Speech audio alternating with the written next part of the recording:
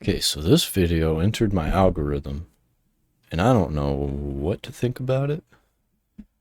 I promise this video belongs here. Why YouTube feels different. You're not crazy. Alright. I hope I'm not crazy. I think I'm not crazy. So let's check it out. Hey, there we go. Does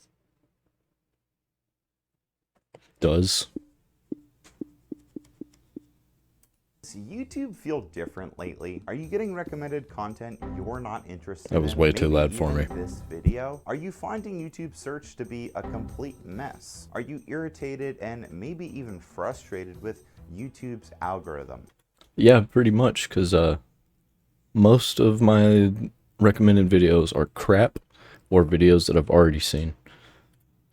Well, you are not alone. My name is Zach, and I've been creating Hello, content Zach. on YouTube pretty much my entire life. I also help moderate the YouTube Partnership Discord, where I've spoken to thousands of content creators on this platform. But most importantly, I've been an avid YouTube viewer since its creation in 2005. I've seen firsthand the many different changes the platform has had over the years. And if you're anything like me, YouTube has felt a little bit off over the last year or so, really the last 8 months especially. As a viewer and creator, things have changed. There's no doubt about it. And in this video, I want to cover exactly what changed and potentially why this is. First of all, because I know people are gonna jump to conclusions, please watch the entire video before getting mad at me. Then when you're finished, feel free to Why should I be getting mad at you? Is there something I should know about? be mad at me. Secondly, no, I don't think YouTube is dying, which I feel is a question asked every year all the time.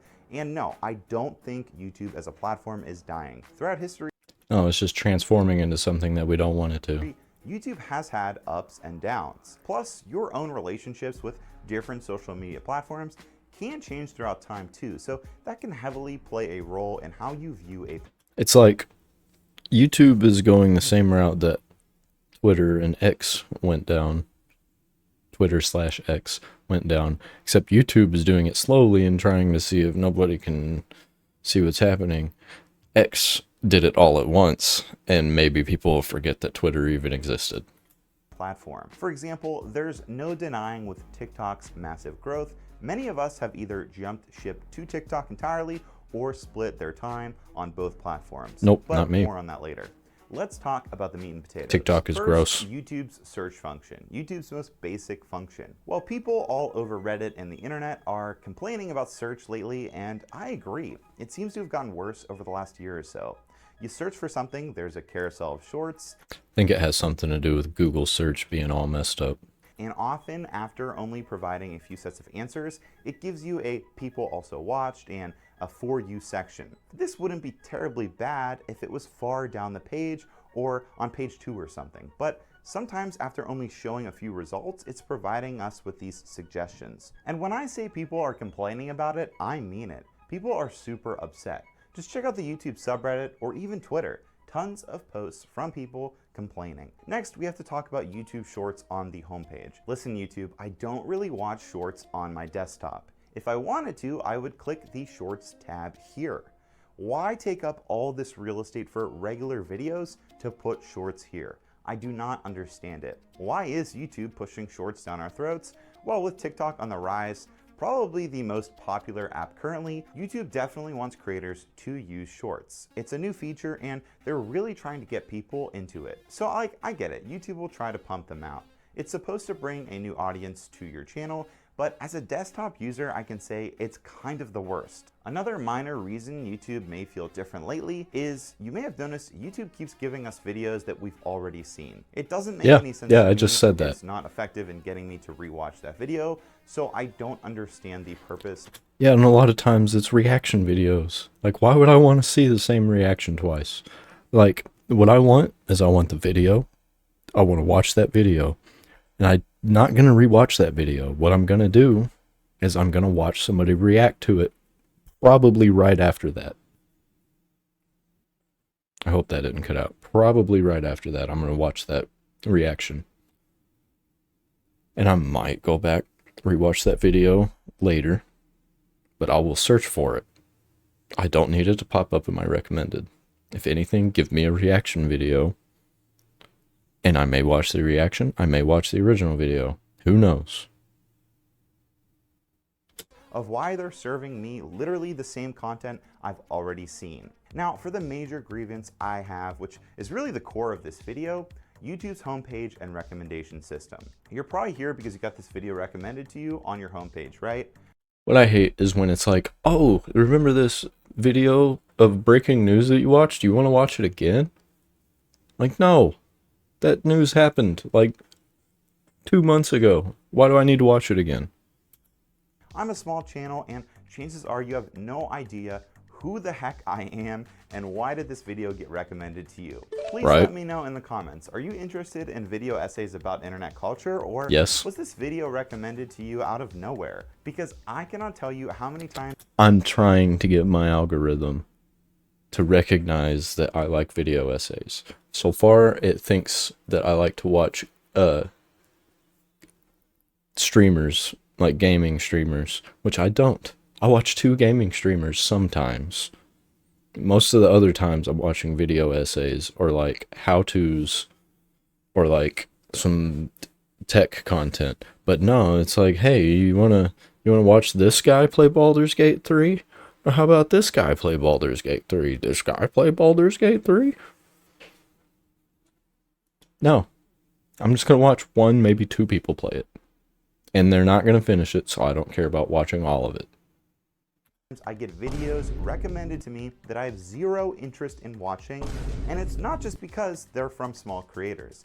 It's because these videos are niches I have zero interest in. Right now, I'm subscribed to mainly video essay and oh my god, Let's Plays. Oh man. I used to watch Let's Plays as a teenager and early 20s. I'm still in my 20s, but late 20s now. I used to watch that content, and I still get recommended Let's Plays from just like random people. And it just, no thank you. Commentator creators on this channel. Why am I not being recommended small creators in that niche? Instead, I get recommendations for Let's Plays, movie challenges, and whatever this is. Not only is this terrible from a viewer's perspective, but it's really bad for a creator's perspective as well. For those of you who don't know, every time YouTube serves a video on its homepage or even its suggested section, it counts as an impression for... So far, over 90% of all of my views have been from tag searches. And in the editor screen for the video, it tells you, oh, tags have very little to do with how many views you get. So far it's over 90%, so that's a lie. For that creator. Impressions are important because every time you click on a video, it affects a video's click-through rate. A click-through rate is the number of clicks divided by total impressions times 100. So generally speaking, if a video has a lower click-through rate or CTR, it is a bad thing. You want a high CTR. Now there are some exceptions, like if a video goes viral and it's pushed to wider audiences, naturally the CTR will lower. But here's the thing. These tiny channels with a tiny amount of views are not going viral. They are brand new videos getting 1,000 random impressions, which tanks their CTR and destroys any potential momentum they may have. Again, these videos... Yeah, that's why you gotta kind of build yourself up off of word of mouth from other platforms. But now, all the platforms are like, nope, no links to other platforms, so just fuck us, I guess. This could all be really good, well-made videos that deserve impressions, but from the right audience. This Let's Play video should be shown to people who actually watch Let's Plays. Here's a personal example from my channel. I created a video essay about who should be on YouTube's Mount Rushmore. So generally speaking, which group of people do you think my video would be shown to?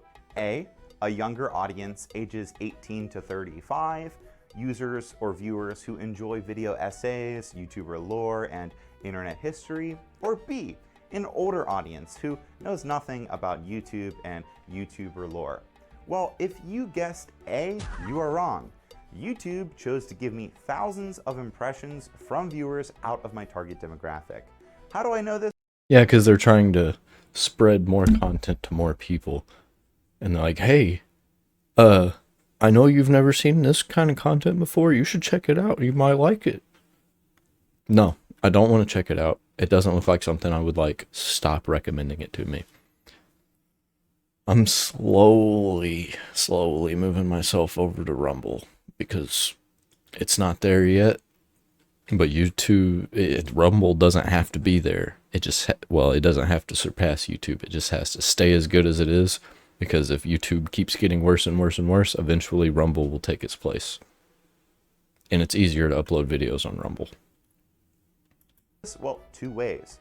First, look at the analytics. From July 16th through the 22nd, look at those demographics. That's solid. That's my target demographic, ages 18 to 34. The day YouTube chose to give me 34,000 impressions, look at the demographics. At least 30% of my impressions came from out of my target demographic. And it's not just the analytics. Look at some of the comments. One guy said, and I quote, never heard of them. Another person said, quote, never heard of any of the aforementioned before Jenna. And another person said, and I quote, nice video. The only person I've ever heard of in your list is PewDiePie, and I know more about women than I do him. LOL. End quote. In this video, I talked about 10 of the most popular YouTubers to ever exist. YouTubers that defined ages of YouTube. YouTubers that get millions of views. And these people getting known. I could name all of them. All of those people that were up there. My video have never heard of them? What the How is that even possible? How did YouTube find the 30,000 people on the platform that don't know who these creators are? I'm gonna take a guess and just say they did it on purpose.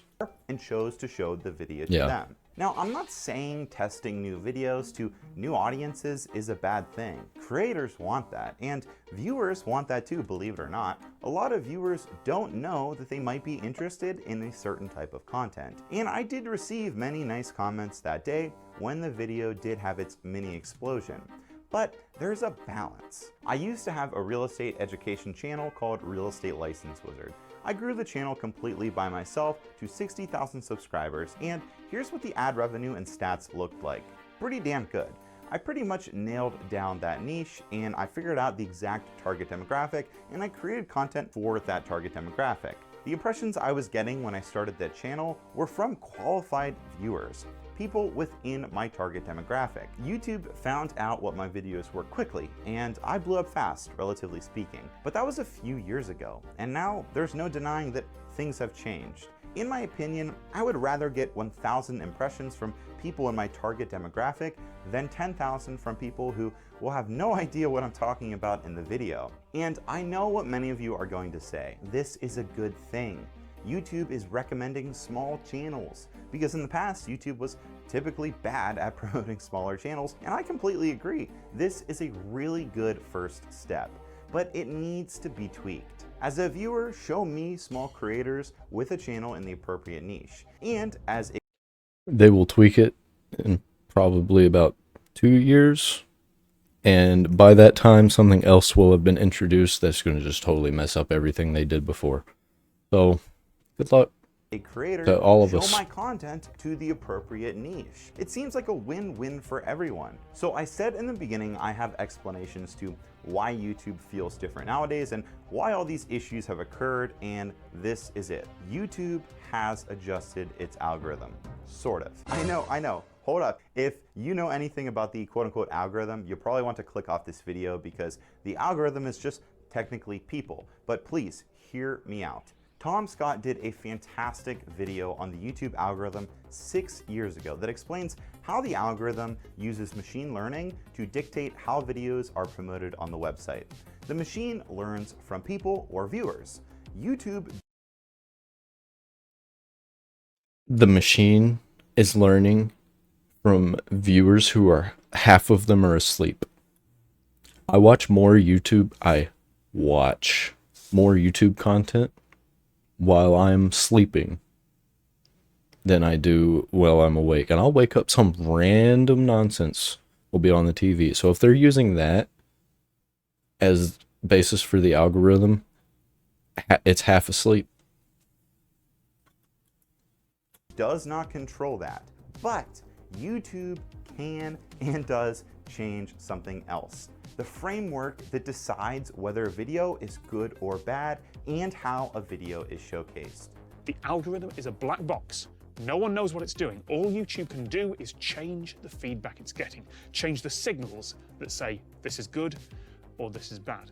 YouTube can and has changed the signals and where the signals come from in the past. You know, changes are happening all. But what if we need to see the bad videos? Because I've seen a lot of bad videos that it was very important for me to see. So I don't like that. I just don't think there should be an algorithm. I think you should get content from people that you like or from similar people that you like. And sometimes, every once in a while, maybe there'd be like an extra page that is literally just like random content algorithm that you have to click on, not be your homepage. All the time, because we're always trying to get better about giving people the right content. No, you're not. No, you're not. No, that is an absolute lie. You were trying to feed people ads, and how do you keep people being fed ads? Give them content that keeps them distracted. It doesn't even have to be good. It just has to keep them distracted. Find satisfying. The Creator Inside channel, which is run by YouTube's tech team, has explained and been open about this in the past. Throughout YouTube's history, it has adjusted the homepage a bunch, added and taken away features, and even introduced a satisfaction metric. And the same thing applies right now. They added shorts and clearly are trying to give newer channels more impressions. That's not viewers or random people. That's YouTube deciding it. Right now, I have 10 recommended videos showcased on my homepage. Nowadays, 1 out of 10 is typically a random channel I'm not subscribed to or in an irrelevant niche. Viewers didn't decide this. YouTube did. Now let's address the counter argument. Those of you might say, oh, well, those 10 viewers that watched that video might also like the content in your niche too. So it's presenting that video to you because it's adjacent. Well, listen, if that's the case, is that... I know he boosted that, the boys being boys, whatever that was. I know people are going to click on that or look it up just because they're curious. So good on you, sir, for giving that person a ridiculous amount of views that they were not expecting. Really how we want YouTube recommending content to people? I'm sorry, that system sucks. If you're telling me that all 10 viewers who watch this tiny Let's Play video also likes commentary, that doesn't change the fact that I or me have no desire to watch it. I'm sorry, but that's a crappy system. If I was a betting man, I'd say something changed over the last year or so. Perhaps with the rollout of shorts, that changed YouTube's recommended and suggested system. And again, I don't think these changes are meant to be bad. This is probably the best time to start a YouTube channel. People are getting thousands. It's always the best time to start a YouTube channel. But here's the thing, don't start a YouTube channel. Start social media. I mean, you can just do a YouTube channel, but you've really got to do a whole bunch of social media, like at least 2. I've got 4 going right now, and I might add some more later, maybe 5, 6. Of impressions left and right. I just wish, as a viewer and a creator, impressions were a bit more qualified. Because right now, YouTube feels different. I'm not getting the content I want to watch recommended to me, and it's incredibly frustrating. I'd love for YouTube to look at... You know what's really frustrating? When you're on the PC scrolling through the home screen, and you get to the bottom, and there's no more videos to look at, and you have to refresh. And then most of the videos are the same. Like, if I refresh, keep a third of the videos, or something, a fourth, something, and then the rest of them have to be new videos that were not recommended previously, like in the right before I refreshed.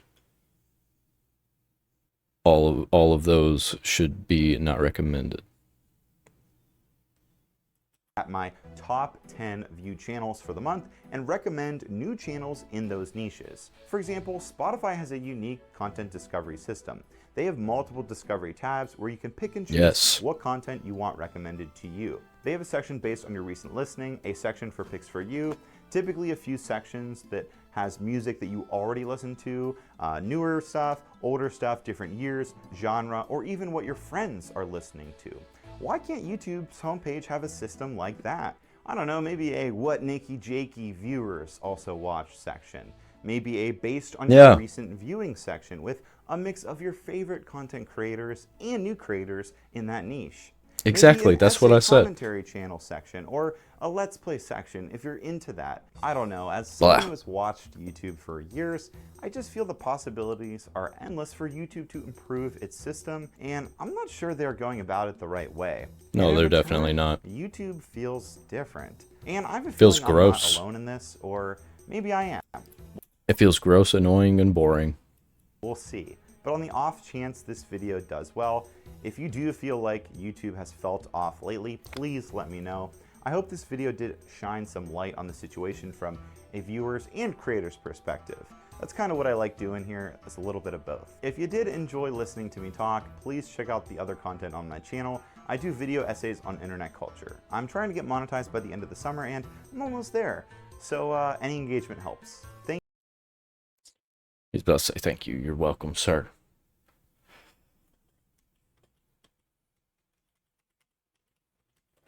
Why is this not working? Okay. So, I don't think YouTube's broken. I think it's just never been fixed. I think it's just like never gonna be even half right. I think it's just a garbage platform from a garbage company, and they just managed to have a monopoly on it for a very long time, and the monopoly is starting to fall away. It's starting to break because you know what happens when you're in a monopoly too long? You forget why you got popular in the first place. Start getting greedy. People start hating you. They start moving away. And that's how it works. And I'm slowly doing that.